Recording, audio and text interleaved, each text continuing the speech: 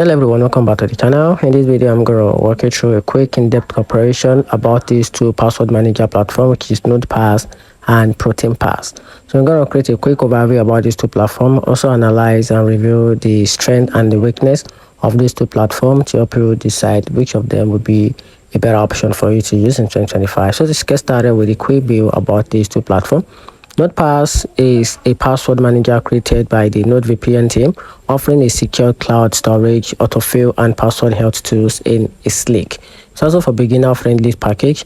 And here's a quick overview about the Proton Pass. It's a private first password manager developed by the maker of Proton Mail and Proton VPN, featuring a full end-to-end encryption, even for metadata, and tight integration within the Proton ecosystem. Now, talking about the strength and the weakness of the Proton Pass. So starting with the strength, it has this easy to use and a strong cross-device synchronization. It also comes with the password health report and data breach scanning, together with built-in trusted cybersecurity brand with the NordVPN. And here's the drawback, which is no offline only mode.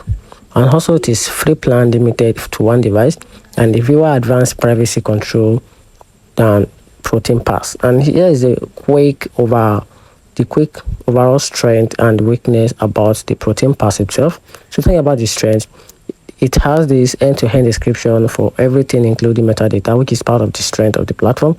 Now talking about the seamless integration with a Proton Mail, which comes with the VPN and it drives part of the strength too. And a clean minimal design with a secure email and higher support, which is part of the strength of the Proton Pass. Now talking about the weakness, if you are advanced features than some other old competitors, still maturing some tools like password health are limited, and the best features required a Proton Unlimited subscription can be expensive for other users, which are part of the drawback of this platform. And here's a very conclusion by me.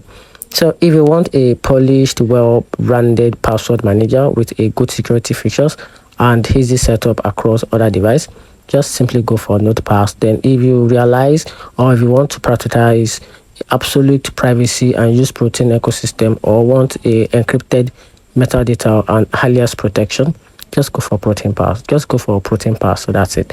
Let me know in the comment section which of these platform, which is NordPass and Proton Pass, would be a better option and a safer password manager for you to use.